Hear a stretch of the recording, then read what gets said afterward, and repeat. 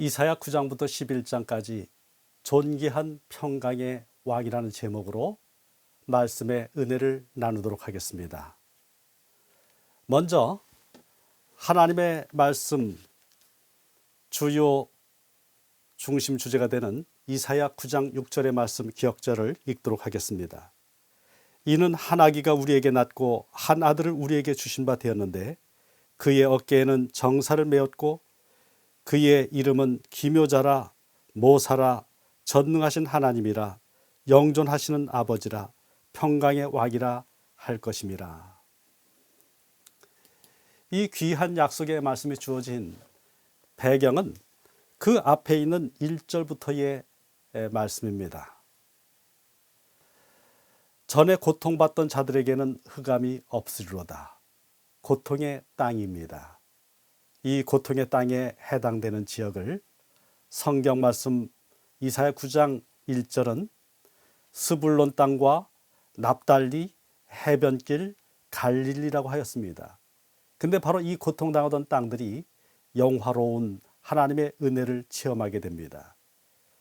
이것은 주전 734년 아람 르신과 북방 이스라엘 베가가 반아시리아 동맹을 맺고 유다를 침공했던 사건대로 거슬러 올라갑니다. 주전 733년 아시리아 티글랏 빌레셀 3세가 가나안 지역을 침공하였습니다. 그런데 이때에 그들은 스불론과 납달리, 갈릴리 이와 같은 지역들을 아시리아 도에 편입하였습니다.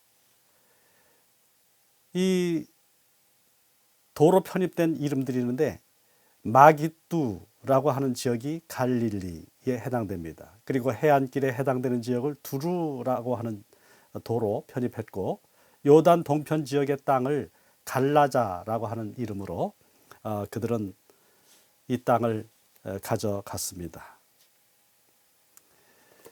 그런데 오늘 하나님의 말씀은 이방의 갈릴리를 영화롭게 하셨느니라. 이렇게 아수르에게 잡혀간 그 땅 갈릴리를 하나님께서 영화롭게 하셨다는 것입니다. 어떻게 영화롭게 하셨는가? 바로 그것은 예수 그리스도의 활동 무대가 이곳을 중심으로 해서 펼쳐집니다. 구속 사업의 위대한 사건이 이곳에 집중되어 일어납니다. 마태복음 4장 12절로 17절은 이사야 9장의 말씀을 인용해서 이렇게 말합니다.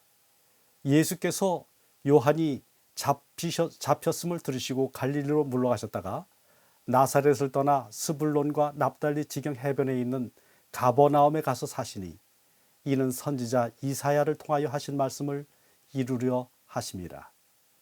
이사야 9장 1절의 말씀을 이루려 하시는 것입니다. 그 고난의 세월을 거쳤던 그 땅에 이때부터 예수께서 비로소 전파하여 이르시되 회개하라 천국이 가까웠느니라 하시더라. 하나님의 왕국 메시지를 증거를 합니다. 이방의 갈릴리라고 하는 이 지역은 원래의 지역입니다. 원이라고 하는 뜻을 갖고 있고 갈릴리는 그 다음에 지역이라고 하는 뜻을 갖고 있는데 이 지역은 자주자주 외세의 침공을 받았습니다. 벤하닷에게 하사엘에게 그리고 마침내 디글랏 빌레셀에게 정복당했습니다. 그리하여 이 땅은 이방인들이 다수 사는 지역이 되었습니다. 바로 이 지역에 예수님께서 오셔서 가르치시며 천국 복음을 전파하시며 백성 중의 모든 병과 모든 약한 것을 고치시는 이 전인 구원의 사역을 이루시게 되었습니다. 마태복음 4장 23절로 24절을 참고하시기 바랍니다. 예수님은 갈릴리 사람으로 알려진 분입니다. 왜냐하면 그분은 갈릴리 나사렛에서 생활하셨고 그리고 대부분 갈릴리에서 봉사하셨습니다. 그리고 그분께서 놀랍게 변형되신 변화산 그 일이 이곳에서 일어났습니다. 변화산은 영광의 왕국의 축소판입니다. 자, 이와 같은 배경을 근거로 배경으로 우리가 함께 말씀을 이해를 하도록 하겠습니다. 이는 한 아기가 우리에게 낳고 한 아들을 우리에게 주신 바 되었는데, 바로 우리들에게 주신 그 하나님의 아들 예수 그리스도의 칭호들이 나옵니다. 우리 구약 성경 가운데는 다양한 하나님의 칭호들이 나오고 있습니다.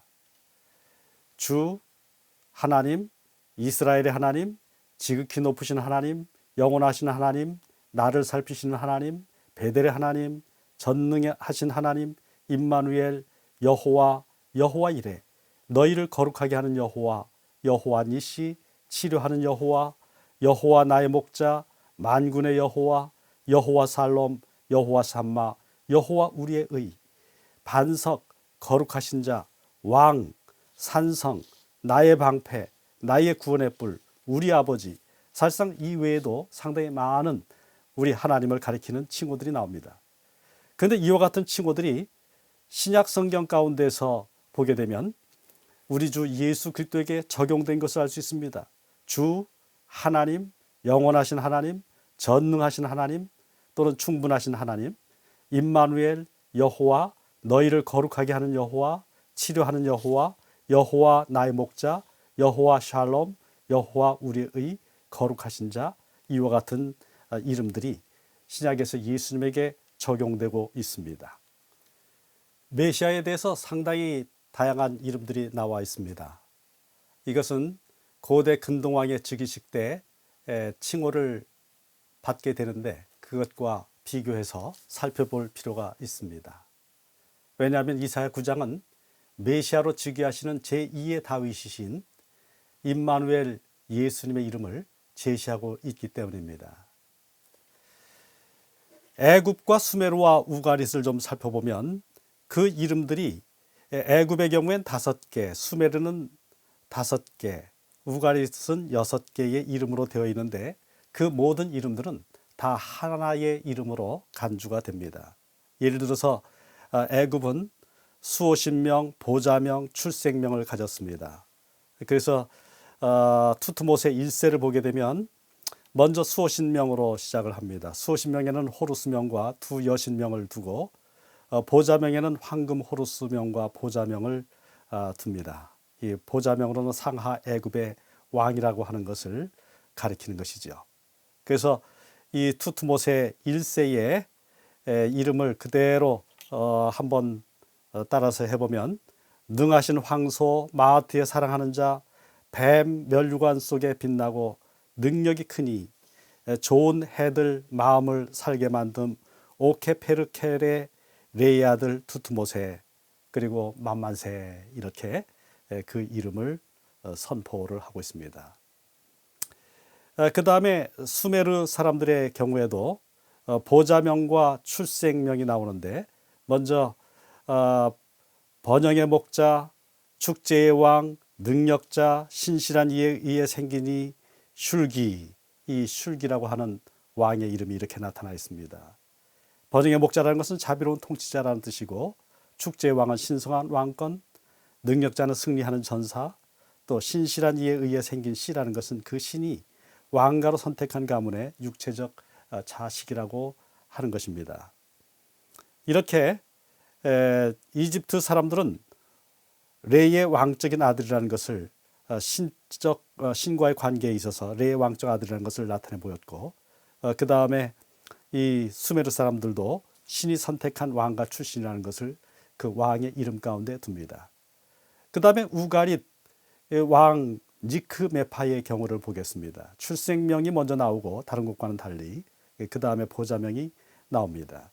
니크마트의 아들 니크메파, 우가릿 왕, 합법적인 주, 지배 통치자, 문의 왕, 건축하는 왕, 이렇게 보좌명이 붙는데 여기에서 우가릿 왕은 새 왕의 지위, 합법적인 주, 지배 통치자, 이것들이 새 왕의 지위를 말하고, 문의 왕이라고 그랬어요. 옛날에 성문에서 공의를 행했기 때문에, 재판을 행했기 때문에 신에게 받은 사명으로 그 일을 하겠다는 것입니다.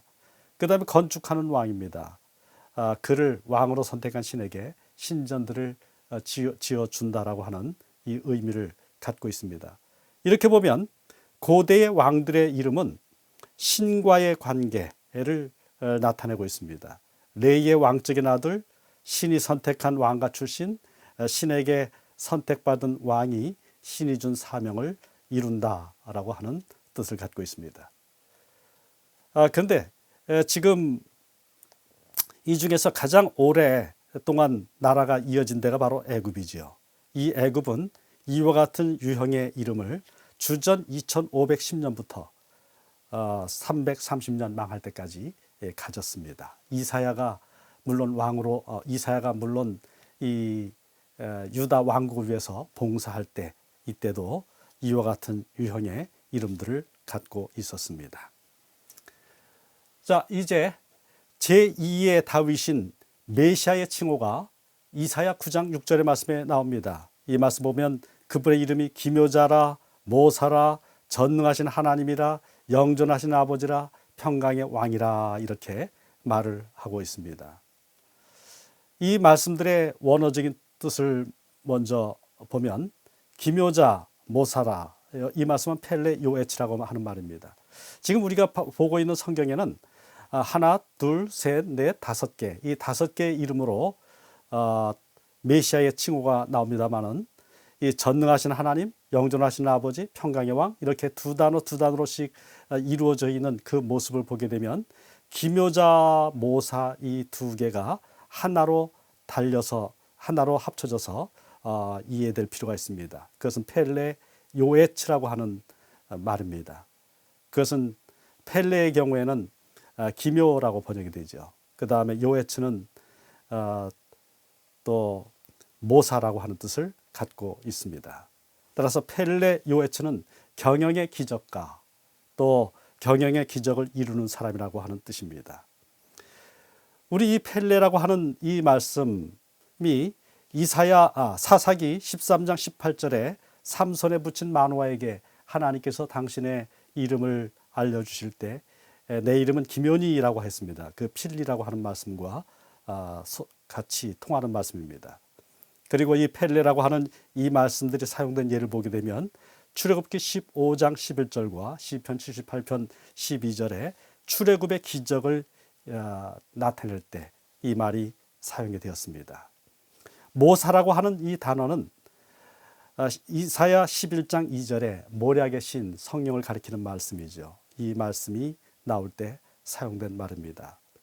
따라서 우리가 이 펠레, 기묘자, 모사, 요에츠 이 두 가지를 같이 합해서 이해할 필요가 있습니다. 이 펠레라고 하는 이 단어는 기적을 계획하고 또 기적을 행하는 사람입니다.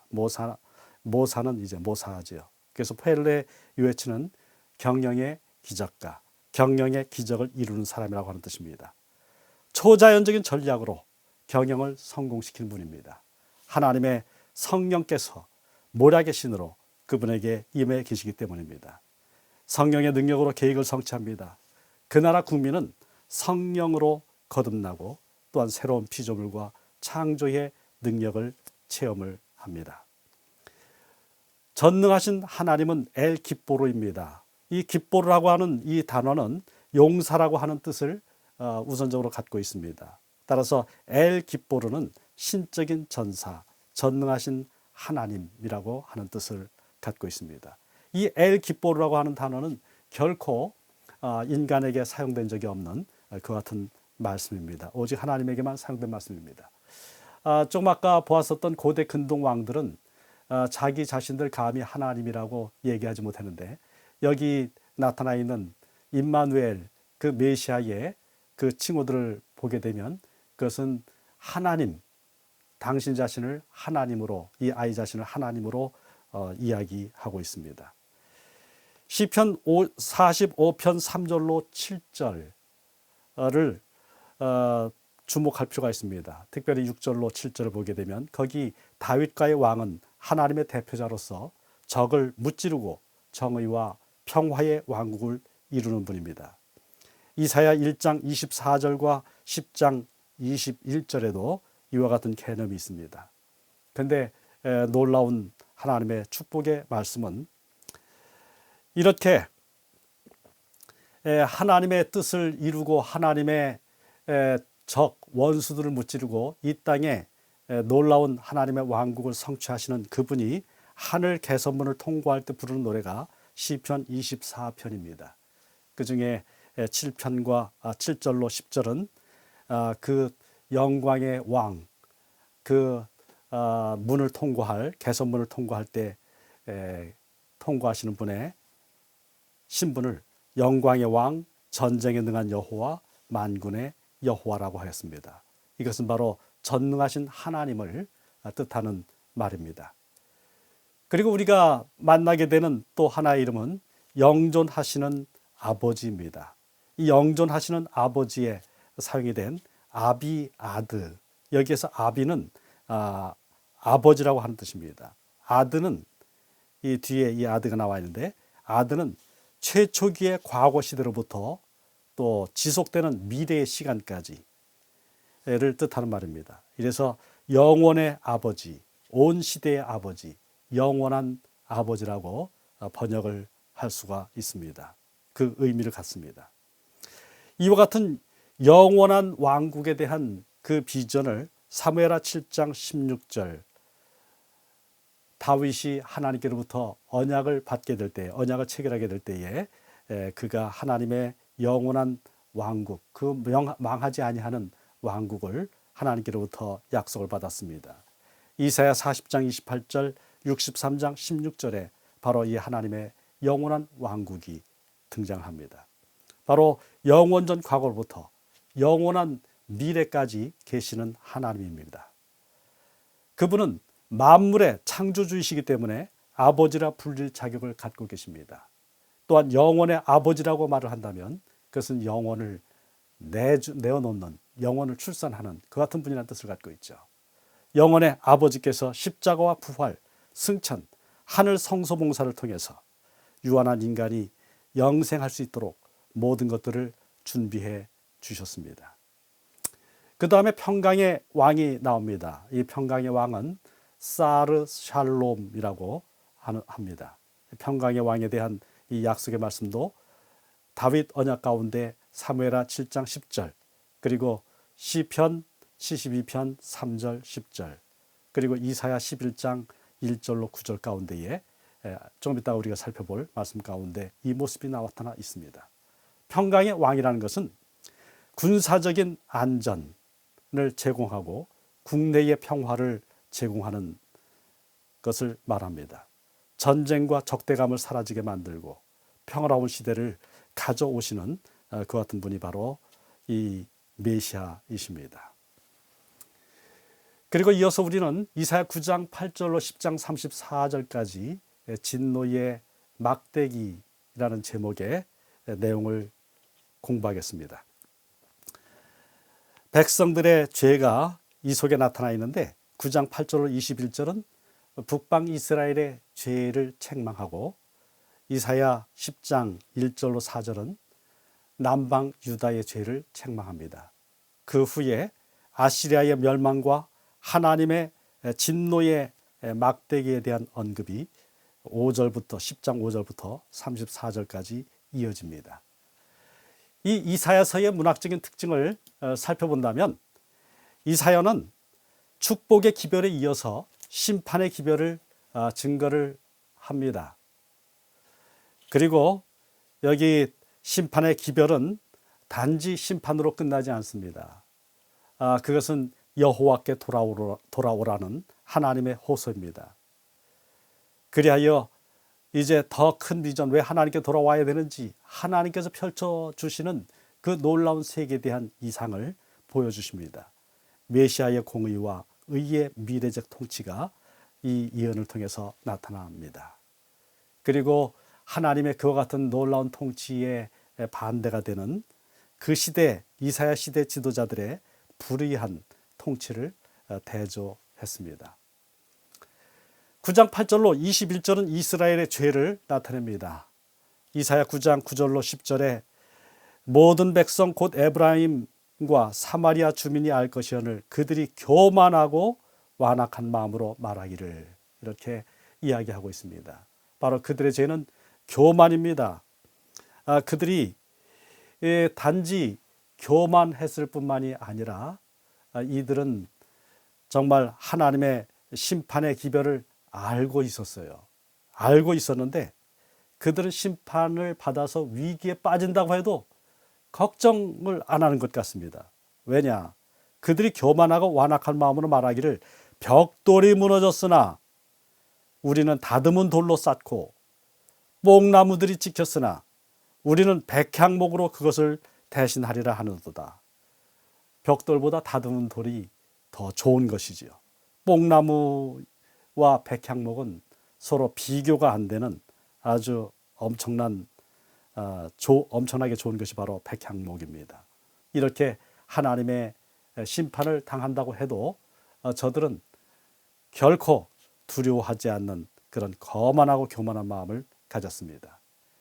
백성들의 선지자들은 그들에게 거짓말을 가르쳤고 또 지도자들은 백성을 미혹했습니다. 하나님의 징계와 하나님께 돌아오지 않는 이 백성들을 향해서 하나님께서 어떻게 해야 되겠습니까? 하나님께서 주변 나라를 들어서 치십니다. 아람과 블레셋이 침공합니다.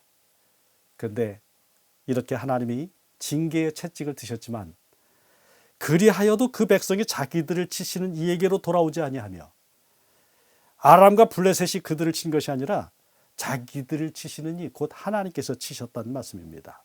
만군의 여호와를 찾지 아니한다고 한탄하십니다. 자, 이렇게 되면 결국 어떻게 되겠습니까? 결국 멸망을 당하게 됩니다.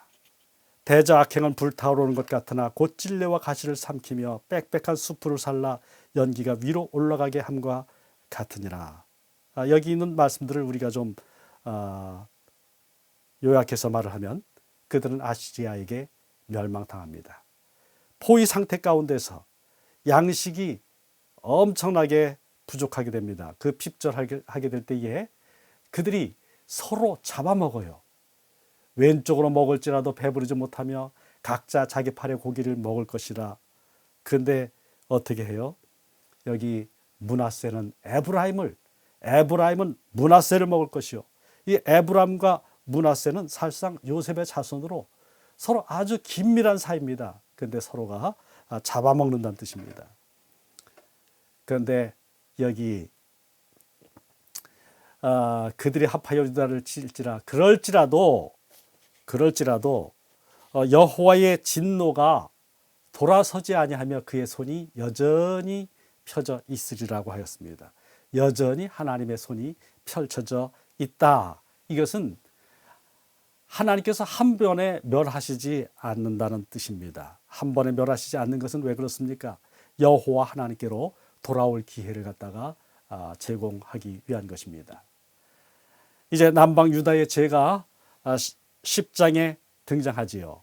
거기에 그들은 불의한 법령을 만들고 부당한 재판을 하고 백성의 권리를 박탈을 하고 고아와 과부 등 사회적 약자를 학대하고 약탈을 합니다. 우리 이 구절들 속에서 북방 이스라엘과 남방 유다에 대한 하나님의 심판의 그 구절들 속에서 핵심 구절 계속 반복되는 말씀이 있습니다. 여호와의 진노가 돌아서지 아니하며 그의 손이 여전히 펴져 있으리라. 4번 나옵니다. 9장 12절, 17절, 21절, 10장 4절. 그런데 하나님의 손이 펼쳐진다는 것이 갖고 있는 의미가 무엇일까요? 시편 118편 15절로 18절은 의인들의 장막에는 기쁜 소리, 구원의 소리가 있으며 여호와의 오른손이 권능을 베푸시며 여호와의 오른손이 높이 들렸으며 여호와의 오른손이 권능을 베푸신도다. 이렇게 펼쳐져 있는 하나님의 손 때문에 내가 죽지 않고 살아서 여호와께서 하신 일을 선포하리로다. 여호와께서 나를 심히 경책하셔서도 죽음에는 넘기지 아니하셨도다. 이와 같은 기별의 말씀을 주고 있습니다. 하나님은 구원하시기 위해서 펼치신 손을 거둬들이지 않았습니다. 권능의 손입니다. 원수에게서 보호하시고 또한 구원하시는 손입니다. 바로 이 손으로 하나님의 백성들을 당신께로 돌이키시고 죄로부터 정결하게 된 거룩하고 의로운 백성을 만들어 주시는 것이 하나님의 목적입니다. 그래서 하나님께서는 초청을 하시는 거예요. 이사야 65장 1절로 2절에 보면 너는 나를 구하지 아니하였던 자에게 물음을 받았으며 나를 찾지 아니하던 자에게 찾아냄이 되었으며 내 이름을 부르지 아니하던 나라에 내가 여기 있노라 내가 여기 있노라 하였노라. 내가 종일 손을 펴서 자기 생각을 따라 옳지 않은 길을 걸어가는 패역한 백성들을 불렀다고 했습니다. 이 말씀은 로마서 10장 20절로 21절에서는 이방인을 초청하고 이스라엘을 초청하는 그 하나님의 모습에 적용을 시키고 있습니다. 자, 그런데 이 말씀을 읽을 때의 안타까운 것은 이스라엘 백성들이 거절을 했습니다. 이렇게 하나님의 은혜를 거절하게 될 때 어떤 일이 닥칠까요? 바로 하나님께서는 죄에 대해서 진노하십니다. 그러나 죄인을 사랑하십니다. 십자가는 죄에 대한 하나님의 진노와 죄인에 대한 하나님의 사랑에 대한 해답이 바로 십자가입니다. 우리 이사야서에서 이와 같은 딜레마를 해결하시고자 하시는 하나님의 모습이 등장합니다. 이사야 53장 4절에 그는 실로 우리의 질고를 지고 우리의 슬픔을 당하였거늘 우리는 생각하기를 그는 징벌을 받아 하나님께 맞으며 고난을 당한다 하였노라. 53장 11절에 그가 자기 영혼의 수고한 것을 보고 만족하게 여길 것이라. 나의 의로운 종이 자기 지식으로 많은 사람을 의롭게 하며 또 그들의 죄악을 친히 담당하리라고 하였습니다. 하나님은 당신의 백성만 갖고 일하시는 분이 아닙니다. 하나님은 전 세계를 경영하시는 분입니다. 이와 같은 세계 경영의 이야기는 이사야 10장 5절부터 나옵니다. 하나님은 그 시대의 가장 강력한 나라, 하나의 어마어마한 제국 아수르에 대해서 말합니다. 아수르 사람은 화했을진저 그는 내 진노의 막대기요 그 손의 몽둥이는 내 분노라. 아시리아는 하나님의 손 안에 들려져 있는 막대기의 역할을 하고 있습니다. 그래서 어떻게 합니까? 바로 6절부터 7절에 보면 내가 그를 보내어 경건하지 아니한 나라를 치게 하며 하나님께서 주신 사명이에요. 그래서 내가 그에게 명령하여 나를 노하게 한 백성을 쳐서 탈취해라. 그런데 어떻게 합니까? 하나님의 마음은 완전히 그들을 없애버리는 것이 아닙니다. 하나님은 은혜의 손을 하나님께 돌아올 수 있는 은혜의 기회를 제공하는 것입니다. 그런데 아수르는 다만 그의 마음은 허다한 나라를 파괴하며 멸절하려 하는도다.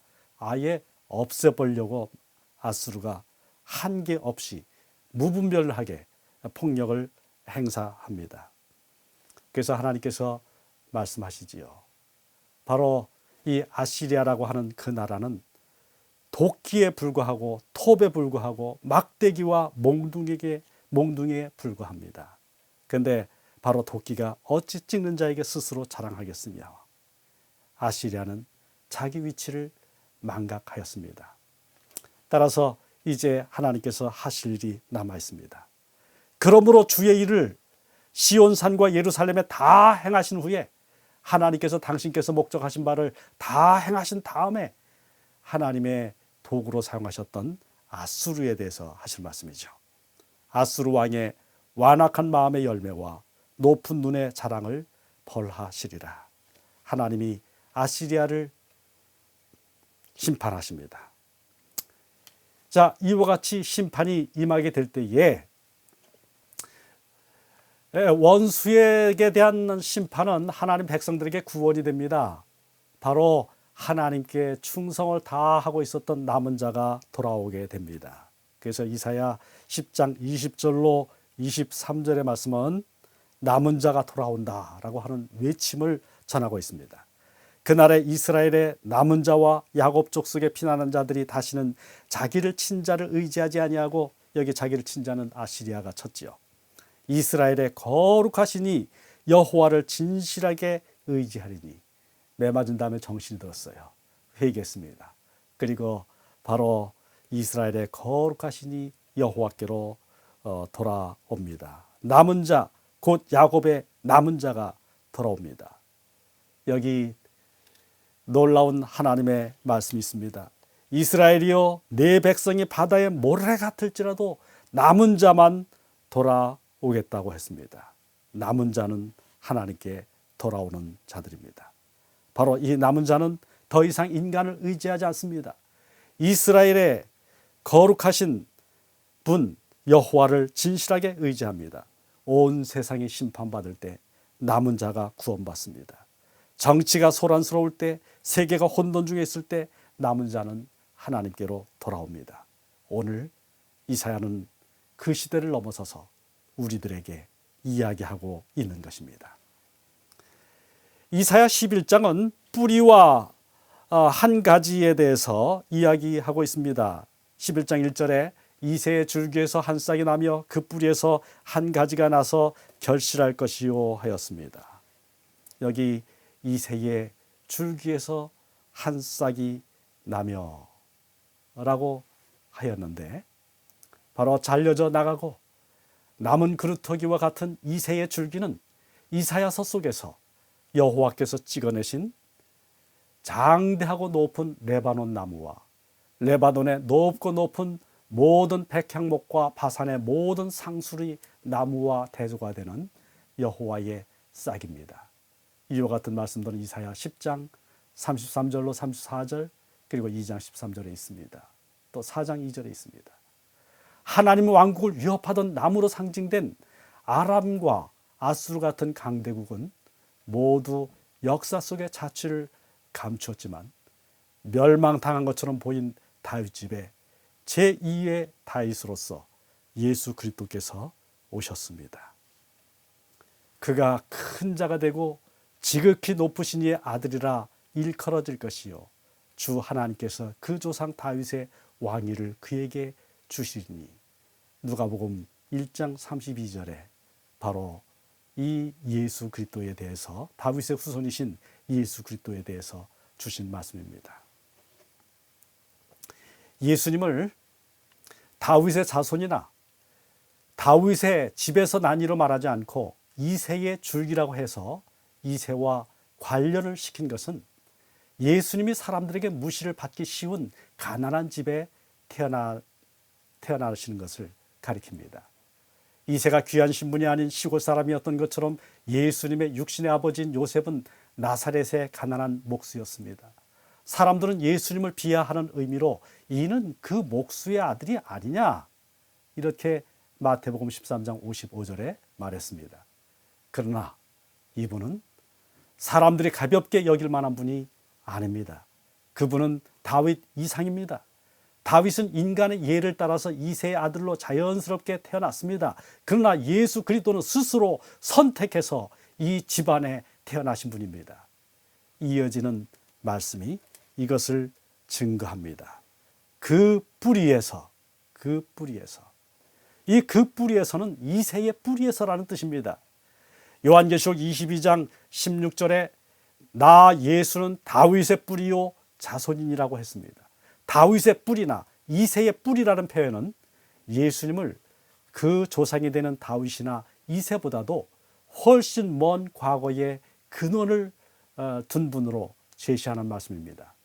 메시아는 이사야 7장 14절에 약속된 처녀가 낳게 될 임마누엘과 연결되는 분이며 이 약속의 근거가 되는 원복음 창세기 3장 15절 속에 여자의 후손이십니다.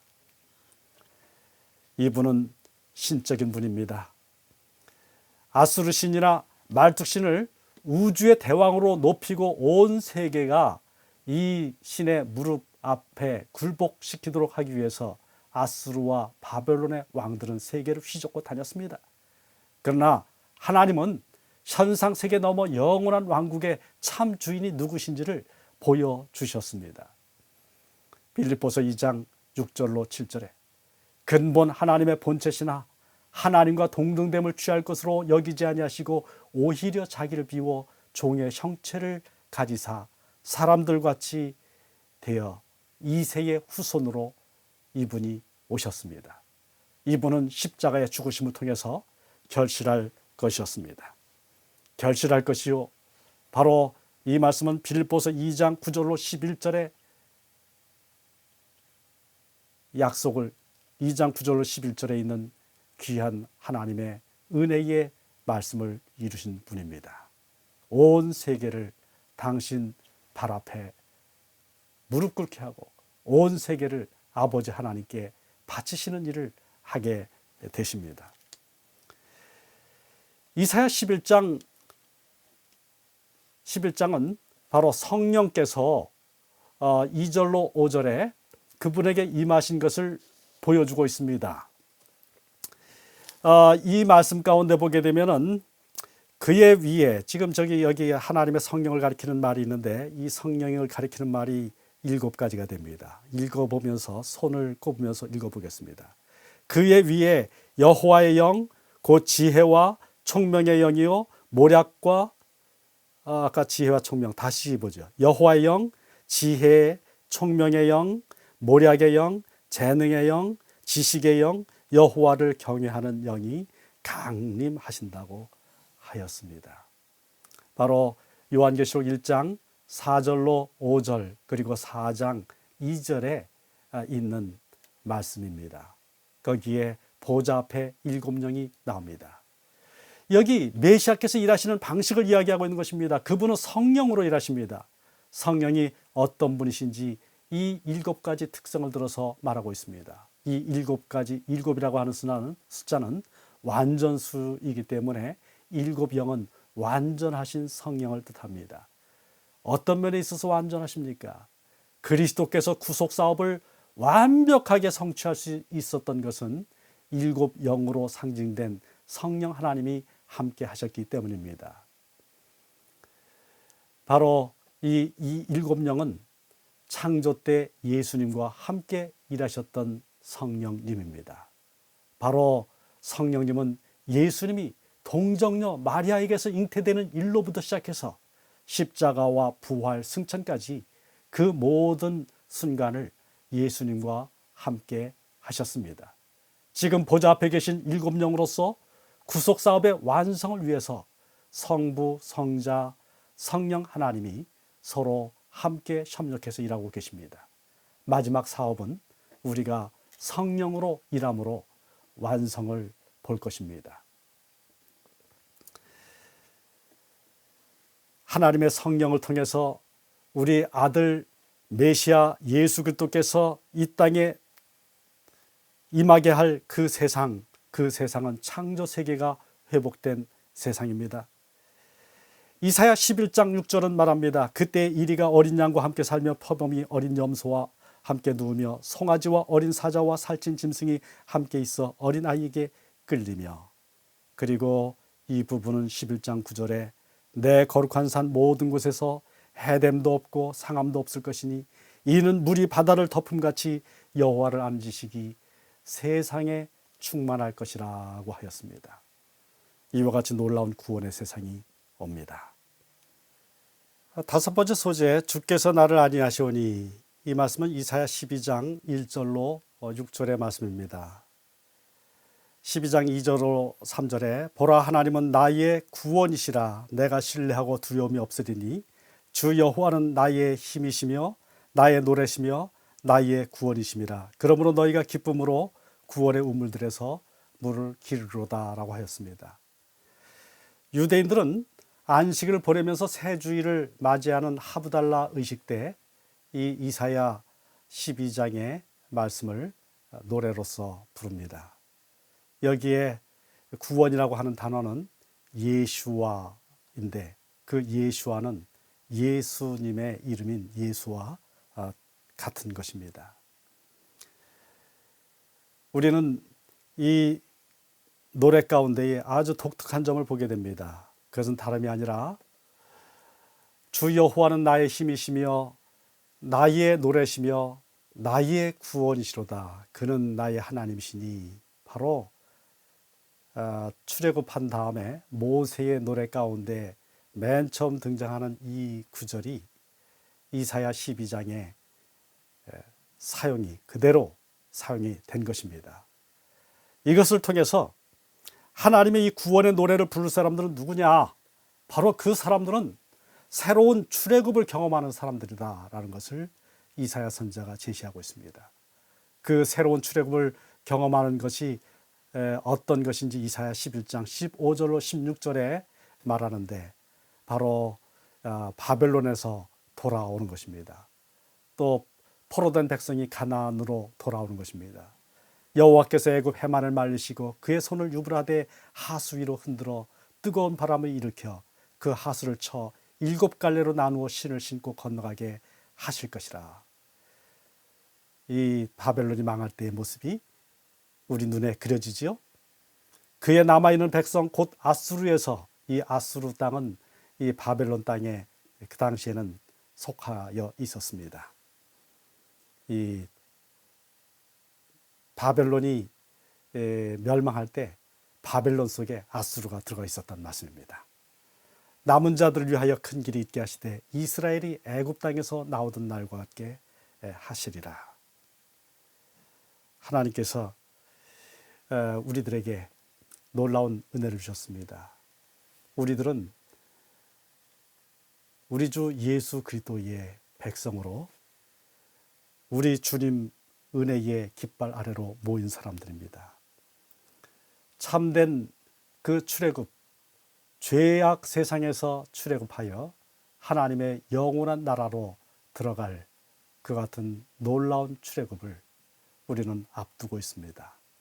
고대 하나님 백성들의 출애굽, 제2의 출애굽인 바벨론으로부터 돌아오는 것, 그것들은 오늘 우리들이 앞두고 있는 하나님의 영원한 영광의 왕국으로 들어가는 것을 대변하기에, 또 이 땅에서 우리들이 죄로부터 벗어나서 침례를 통해 우리 그리스도의 은혜의 왕국에 들어가는 것을 표현하기에 부족함이 없습니다.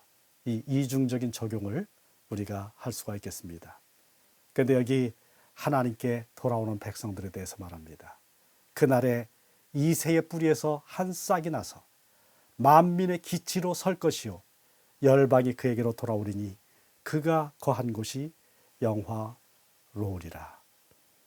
이 땅에 오셨던 그 예수 그리스도, 그분께서는 어떻게 만민을 당신께로 돌아오도록 했습니까? 이 지구상에 우뚝 세워진 하나님의 임마누엘의 그 깃발, 승리의 깃발, 그것은 요한복음 12장 32절로 33절에 나타나 있습니다. 내가 땅에서 들리면 모든 사람을 내게로 이끌겠노라 하시니, 이렇게 말씀하시면 자기가 어떠한 죽음으로 죽을 것을 보이심이로라.